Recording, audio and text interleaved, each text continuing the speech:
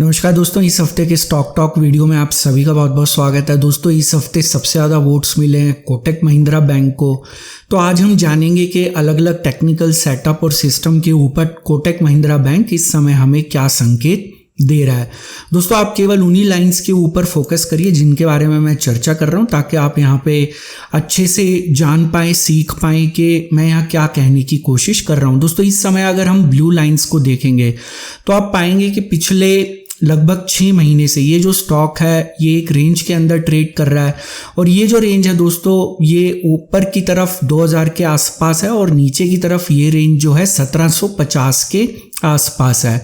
तो ये स्टॉक इसी रेंज के बीच में ट्रेड कर रहा है। यहाँ पे 1750 इसके लिए एक सपोर्ट लेवल है और 2000 जो है इसके लिए एक रेजिस्टेंस लेवल है, जिसको इसने 3 बार लगभग टेस्ट करने की कोशिश करी, लेकिन इस लेवल को ये ब्रेक नहीं कर पाया। तो दोस्तों, हमारे दिमाग में या हमारे एनालिसिस के दौरान जो लेवल्स हमें सामने नज़र आते हैं उनका ध्यान रखना बहुत ज़्यादा ज़रूरी होता है। अब दोस्तों, यहाँ पे अगर हम चर्चा करें, हम केवल यहाँ पे पिंक लाइन को देखें तो आप यहाँ पिंक लाइन को देखिए। यहाँ पे ये जो स्टॉक है ये लगभग आप देख सकते हैं कि 3 बार इसने टॉप बनाने की कोशिश करी। तो एक ट्रिपल टॉप पैटर्न इसने बनाने की कोशिश करी और इसकी जो नेक लाइन है वो 1750 के आसपास है। और जैसा कि आप जानते हैं कि ट्रिपल टॉप के बाद स्टॉक जो है वो नीचे की तरफ चला जाता है, तो ऑब्वियसली ये जो पैटर्न है ये एक बियरिश पैटर्न माना जाता है। लेकिन अगर हम दोस्तों यहाँ पे पास्ट में देखें तो पास्ट में आप पाएंगे कि यहाँ पे 1750 के आसपास का जो लेवल है इसके लिए एक रेजिस्टेंस का काम भी करता था। तो इसी वजह से इस समय ये काफ़ी मजबूत सपोर्ट का काम ये पर्टिकुलर लेवल कर रहा है। दोस्तों, पास्ट में ये जो स्टॉक है ये काफ़ी स्ट्रॉन्ग बुलिश ट्रेंड में था। यहाँ पे आप एक असेंडिंग जो है चैनल देख सकते हैं और चैनल पैटर्न्स आपको पता है कि काफ़ी ज़्यादा रिलायबल होते हैं। लेकिन जब इस चैनल को ब्रेक किया तो इसके अंदर आप देख सकते हैं कि कितनी बड़ी गिरावट यहाँ पे हमें देखने को मिली। लगभग 50% के आसपास का यहाँ पे करेक्शन हमें देखने को मिला। दोस्तों, आगे बढ़ने से पहले मैं आपको बताना चाहूंगा कि आज के वीडियो के एजुकेशनल पार्टनर है ऑक्टा एफएक्स। दोस्तों, ऑक्टा एफएक्स इंडिया के बेस्ट फॉरेक्स ब्रोकर हैं और ऑफिशियल स्पॉन्सर्स भी हैं दिल्ली कैपिटल्स के। दोस्तों, फॉरेक्स में निवेश करके आप अपने पोर्टफोलियो को डाइवर्सिफाई कर सकते हैं और एक्स्ट्रा इनकम भी अर्जित कर सकते हैं। लेकिन फॉरेक्स में निवेश करने से पहले उसके बारे में सीखना जरूरी होता है। ऑक्टा एफएक्स के प्लेटफॉर्म पे आप अपना डेमो अकाउंट बना के फ्री ट्यूटोरियल्स देख सकते हैं और फॉरेक्स के बारे में सीख सकते हैं। दोस्तों, फॉरेक्स मार्केट जो है वो वीकडेज पे लगभग 24 घंटे चालू रहती है, इसलिए आप अपनी सहूलियत के हिसाब से कभी भी फॉरेक्स में ट्रेड कर सकते हैं। तो दोस्तों, अगर आप फॉरेक्स में ट्रेड करना चाहते हैं तो इसी समय रजिस्टर करिए और अपने पहले डिपॉजिट को तुरंत दुगना करिए। ऑक्टा एफएक्स का लिंक जो है वो डिस्क्रिप्शन बॉक्स और कमेंट सेक्शन में दिया गया है। तो दोस्तों, चैनल पैटर्न्स जो होते हैं वो काफ़ी ज़्यादा रिलायबल होते हैं। अब हम यहाँ पे अगर देखें ऑरेंज कलर की लाइंस को तो दोस्तों ये जो है ये एक हमें बुल फ्लैग यहाँ पे जो है एक पैटर्न बनता हुआ दिखाई देगा। आप इसको बुल फ्लैग भी कह सकते हैं। तो ये एक बुलिश पैटर्न होता है, इसके हिसाब से स्टॉक को ऊपर जाना चाहिए। लेकिन दोस्तों, अगर हम यहाँ पे जो है ये इन पर्टिकुलर लाइंस को रिमूव कर दें, जो ये एरो वाली लाइन है इसको रिमूव कर देते हैं और इसको रिमूव कर देते हैं, तो ऑब्वियसली यहाँ पे ये एक आपको डिसेंडिंग चैनल बनता हुआ दिखाई देगा। तो मेरे कहने का तात्पर्य ये है कि किसी भी समय हमें किसी भी स्टॉक के अंदर मल्टीपल पैटर्न्स बनते हुए दिखाई देते हैं। वहाँ पे कुछ पैटर्न्स हो सकता है बुलिश हो, कुछ पैटर्न्स बियरिश हो। लेकिन दोस्तों, यहाँ पे हमेशा इस बात का ध्यान रखना ज़रूरी है कि कौन सा पैटर्न कितना रिलायबल है और सपोर्ट और की लेवल क्या है, मतलब की सपोर्ट लेवल और की रेजिस्टेंस लेवल कौन कौन से हैं इस पर्टिकुलर स्टॉक में। तो दोस्तों, यहाँ पे जो प्राइस एक्शन है वो इस समय एक जिसको कह सकते हैं कि एक न्यूट्रल सा हमें यहाँ पे एक व्यू मिल रहा है। ना स्ट्रेंथ की तरफ इशारा हो रहा है, ना वीकनेस की तरफ इशारा हो रहा है। लेकिन यहाँ पे जो अभी शॉर्ट टर्म के अंदर ऐसा प्रतीत हो रहा है कि ये स्टॉक जो है ये ऊपर की तरफ जा सकता है, क्योंकि इसने अपने जो की सपोर्ट लेवल है उसको काफ़ी बार यहाँ पे आप देख सकते हैं कि टेस्ट किया और यहाँ पे कंसोलिडेशन हुआ। तो ऑब्वियसली कंसोलिडेशन के बाद का मूव अगर हम यहाँ पे देखें तो ऑब्वियसली वो हमें जो है इशारा करेगा कि यहाँ से सपोर्ट लेके स्टॉक ऊपर की तरफ जाएगा। तो दोस्तों अब हम चलते हैं अपने अगले सेटअप की तरफ। यहाँ पे मैं आपको बताना चाहूँगा कि कोटक महिंद्रा बैंक जो है वो डाइवर्जेंस जब भी बनती है इस पर्टिकुलर स्टॉक में उसको रिस्पेक्ट करता है। आप यहाँ पे देख सकते हैं, ये जानकारी मैं केवल इसलिए दे रहा हूँ ताकि काफ़ी दर्शक पूछते हैं कि कौन सा स्टॉक कौन से सेटअप पे ज़्यादा रिलायबिलिटी दिखाता है, तो इसलिए जस्ट आपकी इंफॉर्मेशन लर्निंग के लिए यहाँ पे डाइवर्जेंस के पैटर्न को फॉलो किया जाता है। अब दोस्तों वॉल्यूम प्रोफाइल हमारा एक काफ़ी महत्वपूर्ण एनालिसिस है जो कि आप अपनी स्क्रीन पे देख सकते हैं। दोस्तों यहाँ पे अगर हम एक्यूमुलेशन डिस्ट्रीब्यूशन की बात करें तो यहाँ पे 1300 के आसपास का जो लेवल था वहाँ पे आपको काफ़ी लंबे समय तक कंसोलिडेशन होती हुई दिखाई दी गई थी। यहाँ पे आप देख सकते हैं कि लगभग 5 से 6 महीने जो है ये कंसोलिडेशन चली। ये एक एक्यूमुलेशन जोन था, उसके बाद स्टॉक ने एक ब्रेकआउट दिया। अब अगर हम बात करें कि इस समय जहाँ पे ये स्टॉक ट्रेड कर रहा है तो यहाँ पे दोस्तों ये जो 1900 के आसपास का लेवल है, यहाँ पे फिर आप देख पाएंगे कि स्टॉक जो है इसने कंसोलिडेट किया एक नैरो रेंज के अंदर। इस समय फिर एक नैरो रेंज के अंदर ये स्टॉक कंसोलिडेट कर रहा है, लेकिन यहाँ पे वॉल्यूम प्रोफाइल एनालिसिस हमें यहाँ पे सचेत कर रहा है क्योंकि ये एक हमें यहाँ पे डिस्ट्रीब्यूशन जोन दिखाई दे रहा है। स्टॉक जब भी 1900 से ऊपर जाने की कोशिश करता है 2000 की तरफ, आप देख सकते हैं कि वहाँ पे वॉल्यूम्स जो हैं वो ड्राई अप हो जाते हैं, वॉल्यूम्स नहीं होते। अगर वॉल्यूम्स नहीं होंगे तो वो स्टॉक फिर वापस नीचे आ जाता है। तो ऑब्वियसली यहाँ पे जो है एक सिमिलर टाइप का हमें वॉल्यूम प्रोफाइल दिखाई दे रहा है जैसा कि हमें रिलायंस के अंदर भी दिखाई दिया था। तो दोस्तों यहाँ वॉल्यूम प्रोफाइल साफ तौर पे इशारा कर रहा है कि यहाँ पे 1300 के आसपास इसका एक एक्यूमुलेशन जोन था और यहाँ पे 1900 के आसपास एक डिस्ट्रीब्यूशन जोन है। तो इस चीज़ का आप ज़रूर ध्यान रखिए। दोस्तों अब हम चलते हैं अपने अगले सेटअप या सिस्टम के ऊपर। दोस्तों यहाँ पे हम चार्ट की सहायता से देखते हैं कि प्राइस किस तरफ मूव कर रहा है और वॉल्यूम की जो ये एवरेज वॉल्यूम की लाइन है ये किस तरफ मूव कर रही है। तो यहाँ पे प्राइस जो है वो नीचे की तरफ जा रहा था और आप यहाँ वॉल्यूम भी देख सकते हैं कि वॉल्यूम यहाँ पे कम होती हुई हमें यहाँ पे दिखाई दे रही थी। तो दोस्तों हमारा जो एक एनालिसिस होता है प्राइस वॉल्यूम का, अगर प्राइस नीचे जा रहा है और वॉल्यूम भी नीचे जा रही है तो ये एक बुलिश संकेत माना जाता है कि मतलब ये जो डाउन ट्रेंड है ये सस्टेन नहीं करेगा और यहाँ से रिवर्सल होने की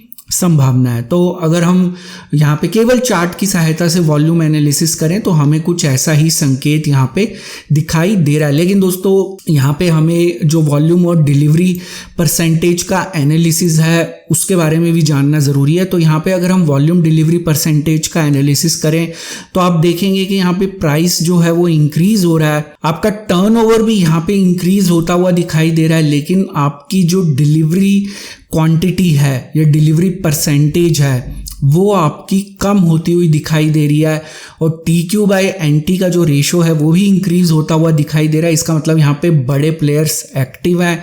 तो यहाँ पे अगर डिलीवरी परसेंटेज कम हो रही है, टर्नओवर इंक्रीज हो रहा है, प्राइस इंक्रीज हो रहा है, तो हमने अपने पहले वाले वीडियोस में इस सिनेरियो के बारे में ये सीखा हुआ है कि इस सिनेरियो का मतलब ये होता है कि यहाँ पे जो अप मूव है वो स्पेक्युलेटिव मूव है क्योंकि डिलीवरी बेस बाइंग नहीं हो रही है यहाँ पे, और ये जो मूव है यहाँ पे ऊपर जाने की डेफिनेटली संभावना है लेकिन वो सस्टेन नहीं करेगा। तो ऐसा ही कुछ हमने रिलायंस वाले केस में भी देखा था कि वहाँ भी एक स्पेक्युलेटिव मूव कि रिलायंस का स्टॉक 2100 के लेवल तक जा सकता है और वो वहाँ तक गया भी। तो बेसिकली जो स्पेक्युलेटिव मूव होते हैं जब वहाँ पे ये इस तरह के सिनेरियोज बनते हैं तो एक अप मूव आता है लेकिन वो सस्टेन नहीं कर पाता क्योंकि यहाँ पे डिलीवरी बेस बाइंग नहीं हो रही।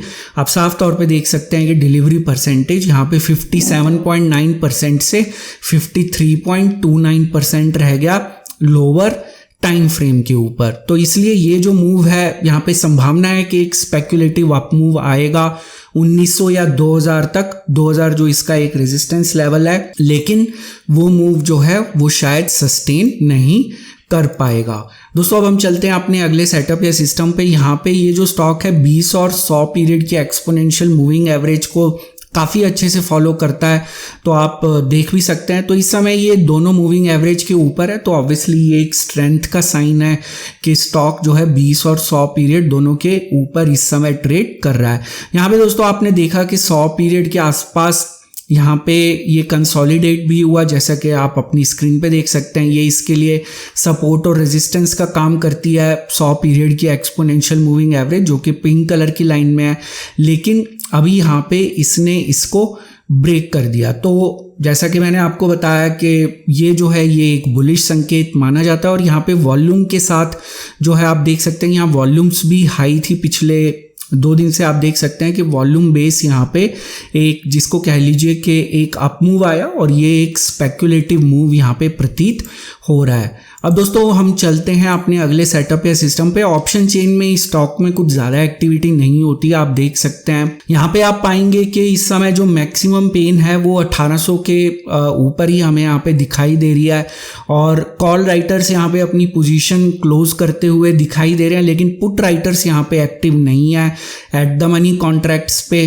तो यहाँ पे क्योंकि ज़्यादा कुछ एक्टिविटी होती नहीं, तो हमें एक केवल यहाँ पे एक संकेत मिलता है कि यहाँ पे क्या होने की संभावना है। तो कॉल राइटर्स यहाँ पे पोजीशन क्लोज कर रहे हैं, जो कि एक बुलिश संकेत माना जाता है कि इनको भी लगता है कि मार्केट के अंदर ये जो पर्टिकुलर स्टॉक है ये ऊपर की तरफ जा सकता है। तो जैसा कि हमने अभी वॉल्यूम एनालिसिस में भी देखा, ऑप्शन चेन भी उसी तरफ इशारा कर रही है कि यहाँ पे एक स्पेक्युलेटिव मूव जो है ऊपर की तरफ संभव हो सकता है।